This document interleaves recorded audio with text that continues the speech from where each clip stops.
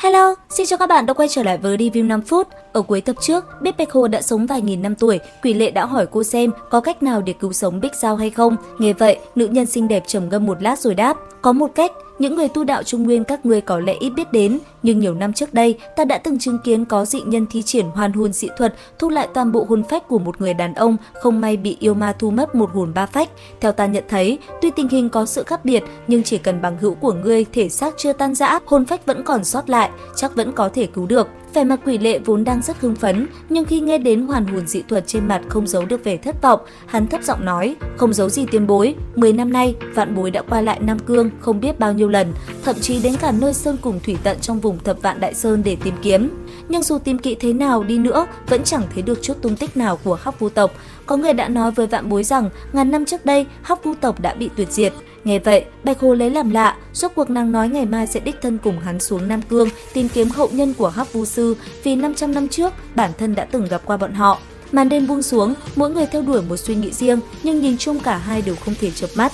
Không biết trôi qua bao lâu, trong đêm đen bỗng thấp thoáng hồng quang, sau đó, một thân ảnh mỹ miều từ từ lộ diện. Nhìn thấy Kim Bình Nhi, ánh mắt Quỷ Lệ thoáng ngạc nhiên, không hiểu sao nữ nhân này lại tìm được mình.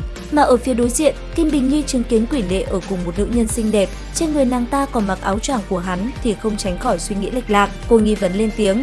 Từ lâu, đã nghe nói công tử và Bích Giao tiểu thư có mối thâm tình. Trong 10 năm nay, công tử không ngại mạo hiểm thâm nhập vùng Nam Man xa xôi để tìm phương pháp chữa trị cho Bích Giao tiểu thư. Những việc như vậy, làm sao mà không khiến cho nữ nhân trên thiên hạ ái mộ cho được. Chỉ là thời gian vô tình, trải qua 5 tháng, chuyện cũ cũng phôi pha, nay công tử gặp được duyên mới, thật đáng chúc mừng. Ngày sau khi trở về Hồ Kỳ Sơn, ta nhất định sẽ có lời chúc mừng tới Quỷ Vương tông chủ.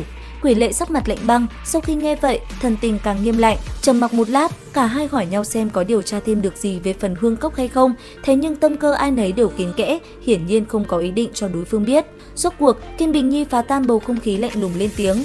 Bây giờ, công tử đang có mỹ nhân bầu bạn, ta ở đây trở thành chướng ngại mất, sau này nếu còn có duyên, chắc sẽ gặp lại tại vùng Nam Cương này. Đợi cho nữ nhân kia rời đi, Tiểu Bạch nhẹ nhàng bế Tiểu Huy trong lòng nghi vấn hỏi Quỷ Lệ, ngươi cho cô ta biết là chúng ta ở đây à? Quỷ Lệ lắc đầu đáp, nữ tử đó thực lợi hại, sao có thể theo được dấu vết của chúng ta? Vừa rồi, ta ngầm kiểm soát lại trên mình, vẫn không tìm thấy dấu vết gì, quả là có điều quỷ quái. Tiểu Bạch đảo mắt, nhìn Quỷ Lệ một hồi, sau đó nói cho hắn biết, Tiểu Huy đã lâu chưa tắm nên vấn đề có lẽ nằm ở con khỉ này.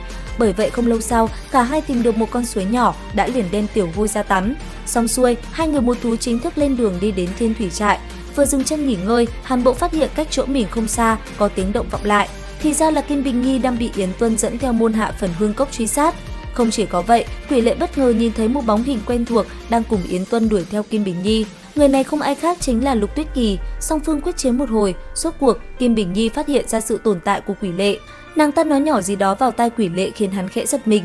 Ngay sau đó, khi đám người phần hương cốc đuổi tới, Kim Bình Nhi liền xoay người rời đi và để lại câu nói, giúp ta ngăn cản những người này. Rất nhanh, Quỷ Lệ đã bị bao vây, cùng với đó là đệ tử phần hương cốc thay nhau công kích về phía hắn, khiến Quỷ Lệ cảm thấy phiền phức vô cùng. Một lát sau, Yến Tuân và Lục Tuyết Kỳ đã đuổi đến. Bọn họ vốn nghĩ người đang bị bao vây là Kim Bình Nhi, nhưng khoảnh khắc nhìn thấy Quỷ Lệ lại hiện lên thần sắc kinh ngạc. Lý Tuân tiếp tục đuổi theo nữ nhân kia, còn Lục Tuyết Kỳ thì thu kiếm về đứng bất động nhìn hắn. Quỷ Lệ chợt như có cảm giác nghẹn nghẹn khó thở.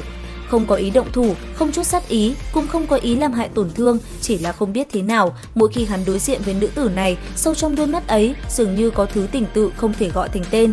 Lục Tuyết Kỳ chợt lên tiếng hỏi, người ngươi vừa gặp có phải là Kim Bình Nhi của Hợp Hoan phái hay không? Quỷ Lệ lặng yên gật đầu, thốt, đúng vậy. Lục Tuyết Kỳ nhìn hắn, sâu trong đáy mắt như có tia sáng lấp lánh, lạnh nhạt hỏi, người vẫn đi cùng với cô ta sao? Gần như không kịp suy nghĩ, Quỷ Lệ lập tức lắc đầu, không có, ta và cô ấy không hề có liên quan. Nói tới đây, giọng hắn đột nhiên trùng xuống, cảm giác như tâm trạng mình có phần khác lạ, có vẻ như đang giải thích điều gì. Ở ngoài xa, Kim Bình Nhi cùng Lý Tuân, người chạy người đuổi, đã sớm biến mất không còn thấy bóng dáng. Trong sân trại lớn như vậy, phảng phất chỉ còn hai người họ. Đến đây thì cũng hết tập 45 Chu Tiên 3D. Xin chào và hẹn gặp lại các bạn ở những video tiếp theo.